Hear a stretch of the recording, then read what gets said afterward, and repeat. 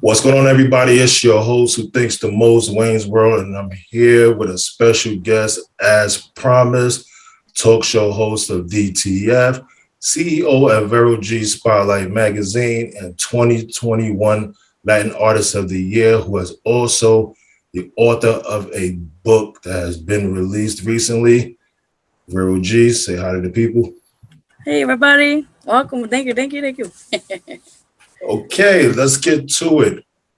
I'm pretty sure for the people who don't know you, wants to know who is Vero G.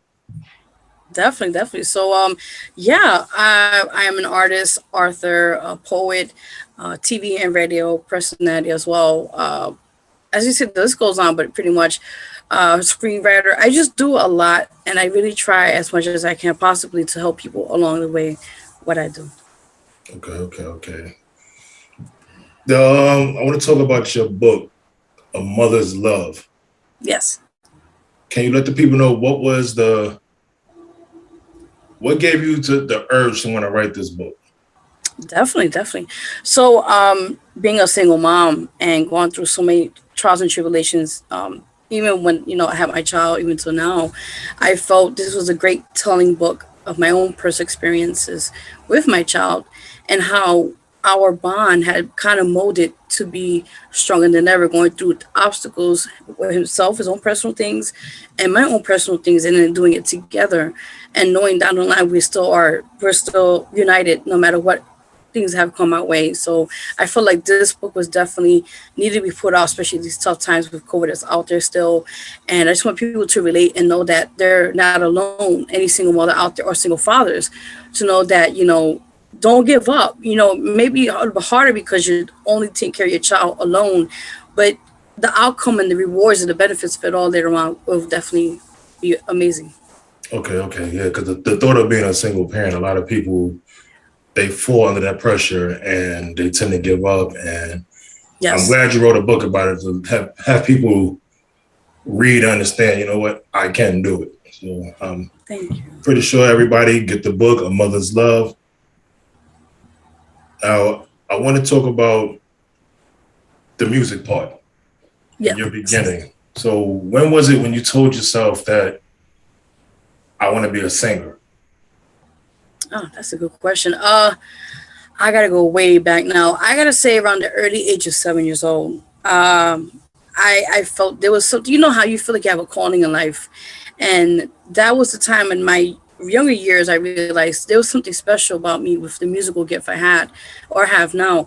And I later on in life, as being in a family in the Latino or the Caribbean family, how we do in the Caribbeans, how we do, we play music, we jive, we have a good time. Yeah, so I know. Yeah, what I'm saying? So with that in mind, music was already a part of my life. Hearing on the weekends, I was cleaning the house, my mother, she's like, oh, these chores, and then music was already part of that instrument as it is. So I was like, okay, and I started dancing. I'm like, I kind of like this. So with that in mind, I said, this is something that I could definitely foresee myself doing in the future, but I just didn't know how to do it at that time. I was so young. So it was just that age when I realized something special, and then I just developed it years to come. With working at the junior high school, June 22, I was a school choir, and it was a great experience with that. And I actually won my first ever trophy and award for that performance we did. We went to different competitions with different junior high schools, and we stood out. We got the first trophy for anti-drug. I think was it from something like that with anti-drug or something with that perspective. But it was a great feeling. And then later on in life, my adulthood, I got the chance to actually work with Al Sharpton for the Change Choir many years ago. And it was an amazing experience. We got to travel for a bit. And, pretty much I decided to go on because I was going to school at the time. It was just so much going on. So I had to leave on my own terms. But down the line, I continued doing my solo career, showcases, open mics, the rest, how it goes. So yes, yeah. The struggle is real, as they say, but it worked out. It worked out. Okay, well, when was your first, the first gig you did when you first realized, okay, things are turning for the better when it comes to the music? Like, what was that first time like when you realized the people love me and I can really go far at this moment? Like, what moment exactly was that? Definitely, definitely. I would say my first performance, no lie, was over 7 8 years ago. I think more than that, at the New York Poets Cafe. It was an open mic. Actually, it was a showcase, and I was very nervous, of course. And I said, what, I'm going to give it my all. And I never forget, I did a cover song. It was for "Summertime," which is a very, very beautiful song. And I did it. I did that, and I think another song or so. And after just seeing the people's reaction was like, I got applause, and people were like, one or two people were standing in the back, and I'm like, they did it for me. So when I had that experience, and I won third prize, so I was like, yes, something has to give. So when I had that happen to me, and I was like, you know what, I think this is the right kind of path I have to take, and that was just an amazing experience. Okay. Sounds like you had fun that night. Yeah, definitely, like definitely. You had a whole lot of fun that night. Okay, this is what I want to ask you as well. Is there someone specific in your life that there's plenty of, we have plenty of haters in this world. We have plenty of people that doubt people, especially when it comes to one that being a singer or a rapper or an actress. You always have those people who tell you you can't do it, or you don't do this because you might as well do school this, or don't do this because of that. Who was it in your life that told you to block out the nonsense and go for what it is that you wanted to do? Definitely. I would say my family. Going through what I went through, I mean, I went through so much. I could tell your listeners about that as well. Just going through so much in my life, from my teen years even to now, they really motivated me. They said, just keep going. You're going to have to deal with people that may not like what you do, and they may not like you because of who you are, your energy, your way you are, you present yourself. But down the line, unless you have that talent, you have something to give, you keep pushing no matter what. So definitely my family is one of the main reasons why I continue what I'm doing today, and I do want to add quickly on here, for those who are watching, listening, I very strong into faith. And I'll tell you one thing, learning through the things I went through, which I'll tell right now, being a domestic violence survivor, being a rape victim, being in the streets, I was homeless and pregnant, being in the foster care system. These are things that people would just give up and say, you know what, I can't deal with this no more. It's too much. But going through each and every single thing that I mentioned here, I felt it was a testimony, and it was something that I had to overcome.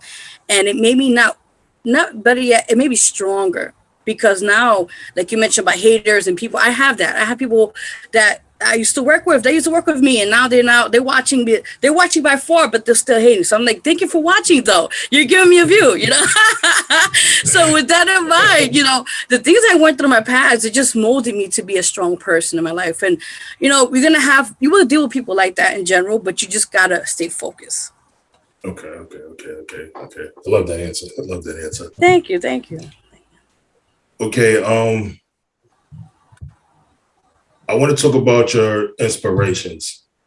Yes. The artists, who are the artists you looked up to, and what was it about their music that tell you that, you know what, I want to model myself behind them? Oh man, we could be all day. I mean, I'm gonna sing a few. Oh, don't worry, we had time. We had time. Don't worry, you need to get to know Vero. We want to know Vero G, so we have time. I appreciate that. Definitely. So just name a few. I would say Mariah Carey, Whitney Houston, may she rest in peace, Celine Dion. The list goes on, but those are like, and Selena, the younger, the older Selena, not the Selena Gomez. Okay. Because they get confused. Like, wait, which one is this about? So I felt like these women, the reason why I felt that they're, I idolized them, because they each went through their own situations in life, and no matter what they're going through, they utilize that in their music, and they help people with their music to heal them. So when I saw them as a young girl, hearing their music, and I was young, so I didn't know what they were saying. Just listen, I loved it. I'm like, oh, about love. Oh, that's great. Come on, I'm like a third grader. What's that about? So, what's that? I mean, I found out later on what love and heartbreak is. Trust me. I have a few share of that, but no, it's amazing to kind of like relate to somebody, especially at a young age, 8 or 9, and listen to music and keep repeating and just loving it, and it's kind of utilizing that in your own music now in my older age, and like, wow, this is something that it relates to me, and it could be any age. So I just felt like these are women that are pivotal in my life, especially in the music career. Okay. I want to talk about some of the artists you worked with or are currently working with. Yes. One that stuck out with me was Cuban Link. And yes. the reason why it stuck out to me because I have a few Cuban Link songs that I remember in my past time that I used to listen to. Even some songs that he was featured on, I used to listen to. And I think one of my favorite songs I think he was on was, I believe, Still Telling Lies. Oh, that's a classic. Yeah, it's a classic. And every time I think of Cuban Link, I think of that song especially. And it had me thinking, how did it feel? Because a lot of people, they would claw to meet a lot of these celebrities, a lot of these people. How does it feel to actually come up from where you was at to actually working with an artist like this now? Oh, it's just been an amazing journey, and to have worked with him. And we just did that song. It's called "Come With Me," featuring himself, Cuban Link. Then we did that last year, and even before that, we spoke. It was just everything was timing. I always say God's time. So with that in mind, I always looked up to him with, when he used to be with Terror Squad and those people back in the days. And it was just crazy how like everything is destiny. So I met him one day, true story, at a TV studio which I work at. And didn't know him, like I know him through TV, but not actually know him like that well. And we met each other. I was like, "Hey, Cuban." He just like real cool. "Hey, what's up?" I'm like, "Oh shit!" Like this is Cuban. Yeah, like he's real. Like he actually responded to me. So this is like a first of the first. So I was on that moment. Like I told my producer, my TV producer, "Listen, we're not leaving the studio until we actually introduce ourselves." So we were like wait for hours because he was a guest for another producer's TV show. So we waited. And I was like looking in. So eventually he came out and he was hanging out with his friend, or so I think manager at the time. And I introduced myself, introduced my producer and also management, and we talked and we took from that point on, and we always stay connected. And he was a guest on my radio show. And we said, one day I joked around, I said, "Yo, let's do a collaboration." He was like, how people say, yeah, we'll do it. Yeah, they brush you off a little bit. Yeah, I got pretty much, right? Yeah. So I was persistent. I said, "Listen, if this is meant to be, it's gonna happen." And we stayed connected. We always communicated. From the rest of the history, the rest is gone. We did the collaboration. We got the beat. We had everything, paperwork wise, everything corrected. And the song's a hit. We actually have over 27,000 views on the music video. And we have over 20,000 and up streams on that song. Okay, yeah. I got to check that song out because I'm a Cuban Link fan. So awesome! Me too. I gotta check that song out. Oh, definitely. No problem. Let's speak about the fact that you're a CEO. Yes. How does it feel from going, before we talk about the actual magazine, how does it feel to actually come from where you started?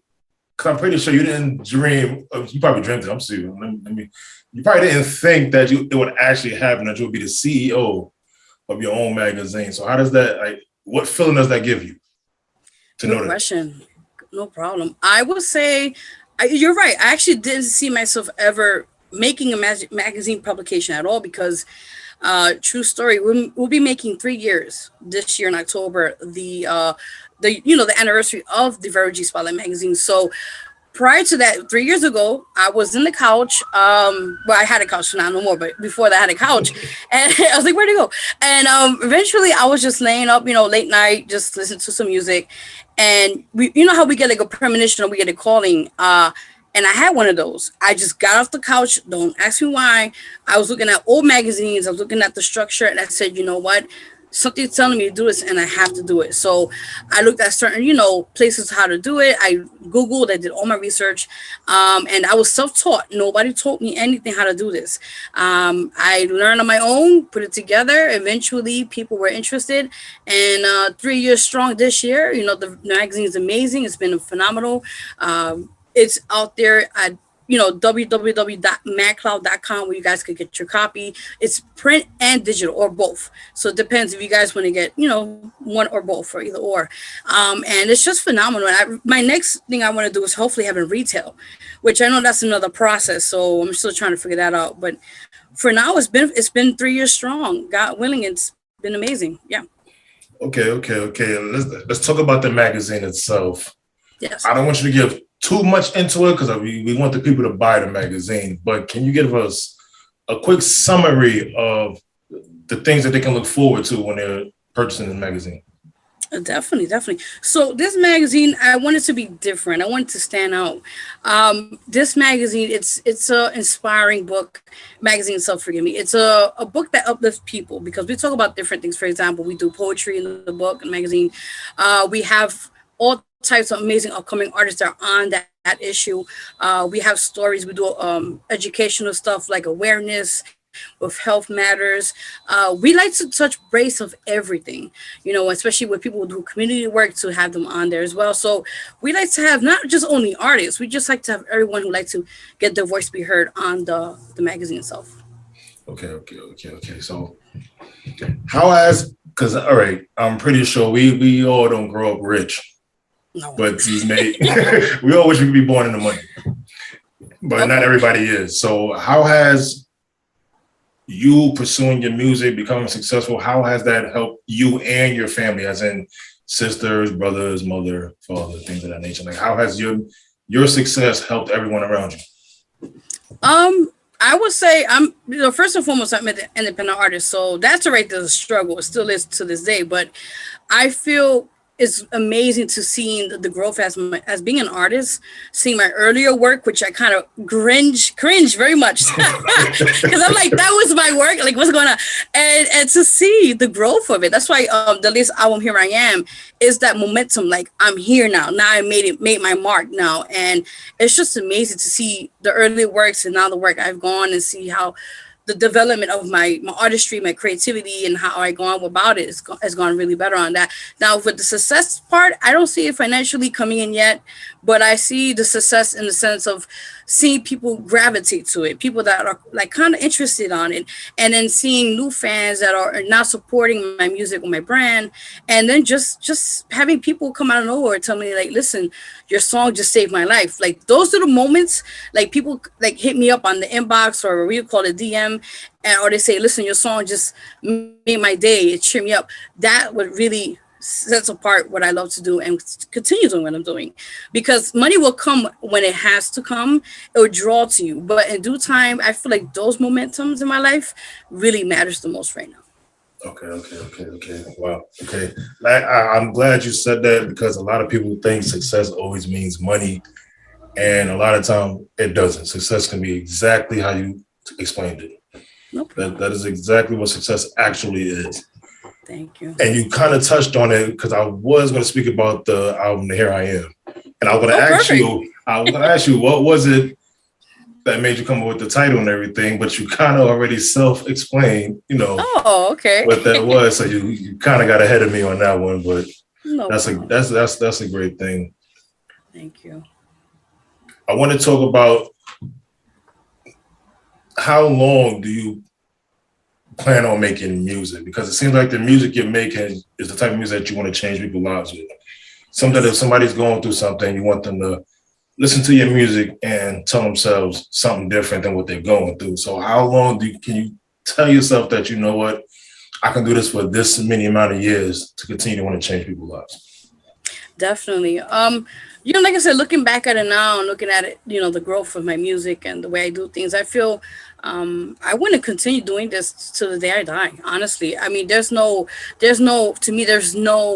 limitations, as they say. I want to continue doing this until the good Lord takes me, because at the end of the day, I just want to continue inspiring people, and I want to let people to know that you can achieve your dreams. There's a way of doing it, but you just gotta keep being persistent. You gotta keep being on top of that. You have to do it. Nobody's gonna give you a handout, say, hey, here's opportunity. You have to go out there and reach it. Yeah. Okay. Perfect. Thank you. Well, I mean, I think I might have touched on everything. Oh, cool. Is there anything you want to say to the listeners, to the fans out there, your fans, anybody who's going to listen and watch this podcast? Definitely. First, I want to just thank you before anything for having me on the show. No problem. Definitely. Second of all, I want to definitely thank everyone who's been supporting the brand, anything that we've been doing, and just being positive on what been just been positive in general. And third, I do want to say, if you guys want to vote, actually this year I'm on a voting for the song "Let Him Heal You" and the Mikama for www.ldmradio.com/vote, and you guys can vote for that. The "Let Him Heal You" is under the gospel category, and Mikama's for the Latin category. You guys could vote once a week, and we'll see if we could take this year the award home. I don't know. Okay. And do me one more favor. Let them know where they can find your book at once again. Sure, definitely. Not a problem. So you guys can find the book. All my publications are available at www.amazon.com. Also, my social media where you guys can find me. My Instagram is at official Vero G. My website is www.verogmusic.com, and my Facebook artist page is at VERO2884. Okay. Thank you. Once again, everybody, that's our show for the evening. It's your host, Wayne's World, from the Talk Galore Radio podcast / Reaction TV. We'll be back again with another episode because we have plenty more special guests that will be attending the show. Have a good evening, stay safe, and be respectful to one another.